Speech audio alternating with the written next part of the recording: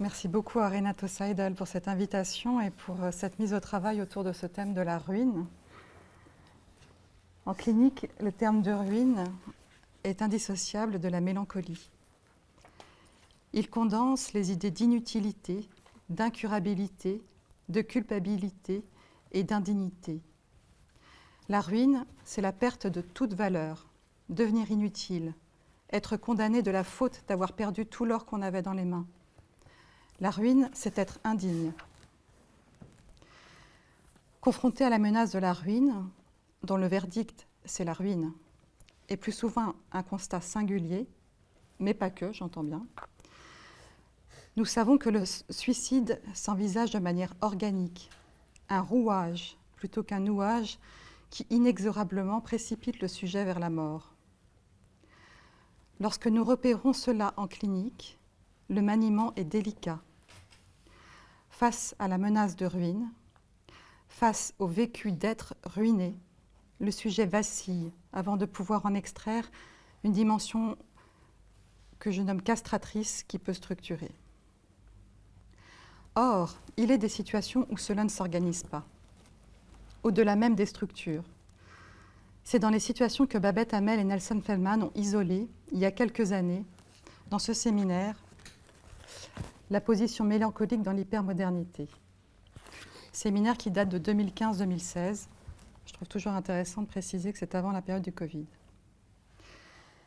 Ils ont mis ensemble la mélancolie et l'hypermodernité, la négation et le toujours plus, avec un raisonnement ainsi énoncé. À force de plus, d'hyper, nous n'allons pas vers le bonheur, mais vers la ruine. Ce paradoxe, qui veuille loger la ruine là où est censée venir la félicité, nous la retrouvons dans la formule de Madame de Staël, que j'évoquerai plus tard, la gloire et le deuil éclatant du bonheur. C'est grâce à ce concept de position mélancolique que je me suis orientée dans certaines situations, dans ces situations de la tentation suicidaire des adolescents.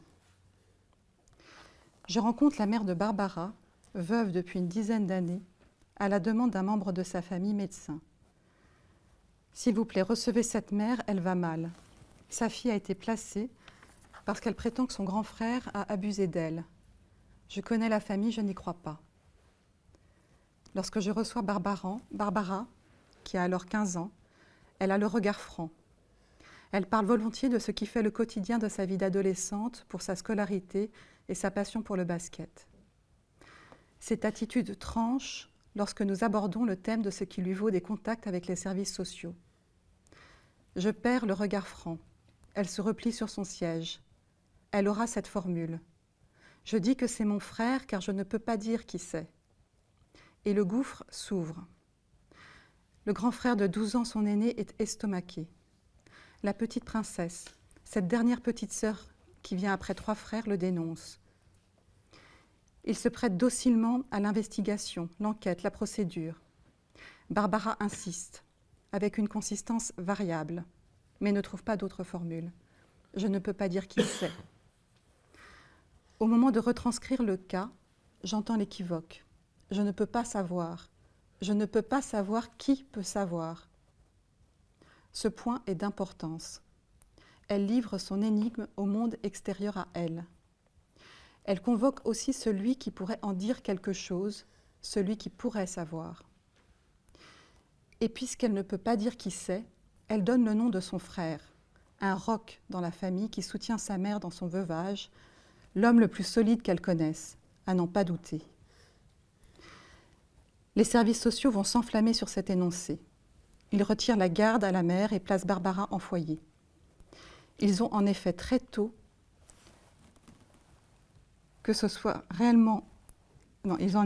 mis en question que ce soit réellement le frère le coupable, mais ils ont souvent été attaqués en tant que services sociaux de n'avoir pas su protéger des situations d'authentiques abus.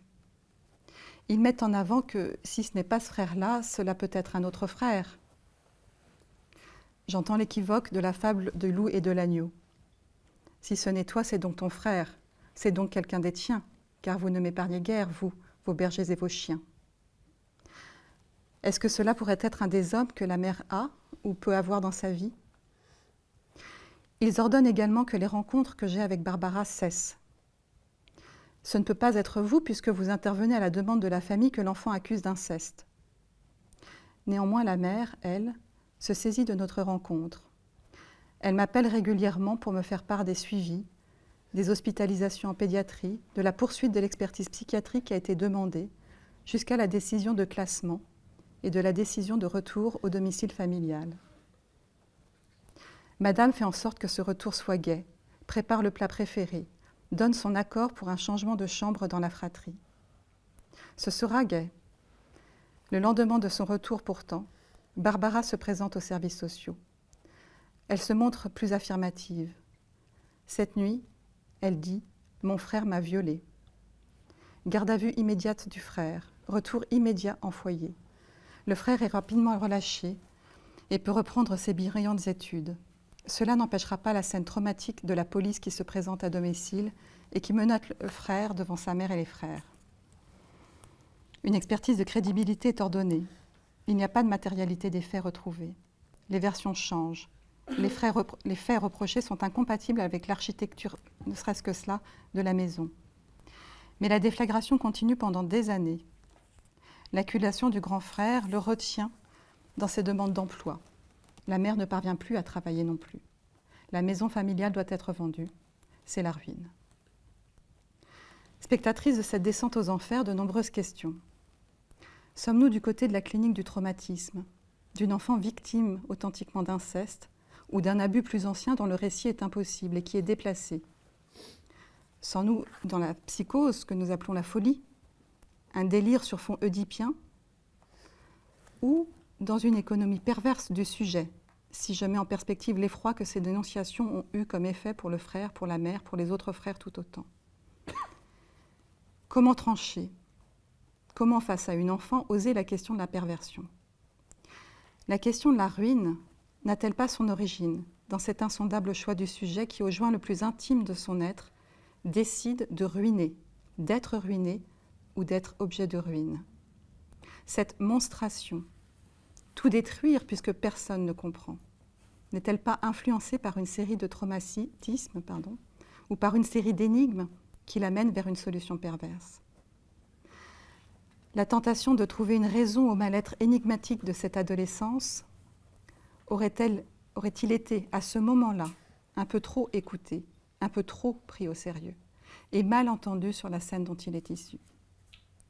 Le remède proposé au nom sécuritaire d'écarter tout risque est du côté du ravage. Pour approcher ce cas, pour m'orienter, je m'appuie donc sur la position mélancolique telle que développée par Marie-Hélène Brousse, Franck Rollier et Sophie Marais-Malval. Cette position mélancolique est qualifiée de position de jouissance par Marie-Hélène Brousse. La jouissance, j'aime à rappeler là que Lacan la qualifie ainsi. Cette chose obscure que nous appelons tantôt trauma, tantôt désir exquis. Marie-Hélène Brousse la distingue de la question de la structure. Elle rappelle que Freud définit les structures psychose, névrose et perversion à partir du trait de la négation. Suivant la structure, il y aurait 3 modalités de la négation retrouvées dans les 3 structures. Il y a 3 modalités de la négation. La dénégation chez le névrosé, la forclusion, dont Carlo Delinocchi a parlé dans la psychose, et le déni dans la perversion. Dans cette phrase, « Je dis que c'est mon frère car je ne peux pas dire qui c'est », nous avons affaire à la négation, dans une formule plutôt dénégative, mais qui, à force de durer, interroge. Franck Rollier, lui aussi, interroge l'articulation entre position mélancolique et les structures névrose, psychose et perversion. Une position, c'est une mise à l'écart. Prendre position rejoint une dimension de décision. Et c'est là, sans doute, dans cette décision insondable de l'être que je retrouve Barbara. Avant d'aller à la dénonciation, Barbara tend l'oreille à des discours qui lui proposent de répondre face à l'énigmatique origine de ses symptômes. Elle cogne contre un réel qu'elle décide de cerner, dont elle décide d'en extraire l'origine, pour tenter de mettre en lien ce qui traverse son adolescence, ses manifestations somatiques. J'insiste sur le fait qu'elle décide. Ces manifestations somatiques, mal à la tête, mal au ventre, mais aussi les pulsions sexuelles qui émergent. La position mélancolique vient peut-être de ce côté de prise de position, de décision, que je qualifie de mélancolique, de cette quête d'une causalité, là encore mélancolique, recherchée par le sujet.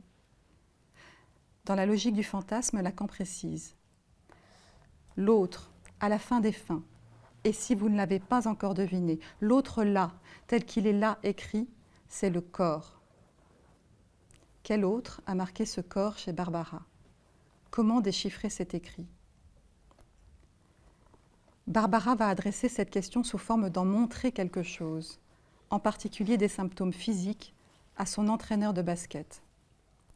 Cet adulte choisi ne résiste pas à la question et a en livré une interprétation pour le moins sauvage. Il suggère que peut-être, si Barbara a si mal au ventre, si elle a tellement envie de disparaître, parfois, et si elle se sent si mal à l'aise dans sa famille, peut-être qu'elle a été abusée. Sûrement qu'elle a été abusée sans même en avoir conscience. Comment se défendre de ce point de certitude que l'adulte propose? Et puis après le récit, la dénonciation, comment faire avec le monde que cela convoque? Ce monde, cette masse, sommet de réagir à la suspicion. Un enfant est battu, une enfant est abusée, dans cette ère du MeToo. Ce monde dont le métier c'est de soigner, protéger, mettre à l'abri. Ce monde qui ne peut résister quand on lui demande son expertise sur ce qu'il faudrait faire dans cette situation. Ce monde qui plonge donc vers cette chose obscure que nous appelons tantôt trauma, tantôt désir exquis, dans ce délire de ruine. La force de persuasion de la ruine. Il n'y a rien de plus contagieux que le délire. Je lance souvent cela à ceux qui viennent travailler à Malatavie Unité de crise. J'ajoute, il n'y a rien de plus aveuglant que le traumatisme. Je souligne là le piège, dans un cas comme dans l'autre, de trop suivre les logiques imparables du côté de la certitude et du côté d'une solution univoque qui pourrait précipiter le geste suicidaire, ou même la conviction inverse, de penser qu'il existe un geste univoque qui pourrait sauver. L'important est d'entretenir une distance, de reprendre ce que Lacan nous enseigne.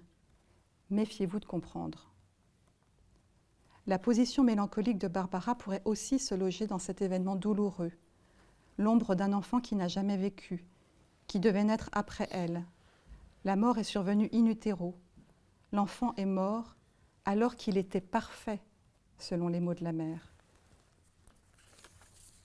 Est-ce là encore ce que la survivante propose lorsqu'elle dit à sa mère « Peut-être je ne suis pas l'enfant que tu aurais voulu avoir ». Nouvelle négation empreinte de certitude. Croire au récit, à la dénonciation de l'adolescente, sans discernement, est sans cesse répétée dans cette situation. Les acteurs vont changer. Beaucoup prennent parti, beaucoup agissent. La mère est écartée du monde professionnel sans savoir jusqu'où la fille participe à cette mise à l'écart. Et on entend encore dans cette mise à l'écart un petit rappel à la position mélancolique. Dans le même temps, Barbara la réclame et l'accuse de la délaisser dans les nombreux messages qu'elle lui envoie. Quelle mère pourrait abandonner son enfant dans une situation où je souffre ? La questionne-t-elle. J'ai souhaité présenter ce cas car la dimension contagieuse y est flagrante. Et j'y ai vu une appétence dans les nombreuses personnes qui ont gravité autour de cette jeune, un délire singulier qui fait ricochet sur le désir soignant, le désir du sauveur, le désir de celui qui comprend. J'ai pensé au baron de Munchausen, qui racontait tant d'histoires et qui faisait en sorte d'attirer l'attention sur lui. Ici, l'attention réclamée, convoquée, porte sur des sévices que cette jeune fille dit subir, avoir subis.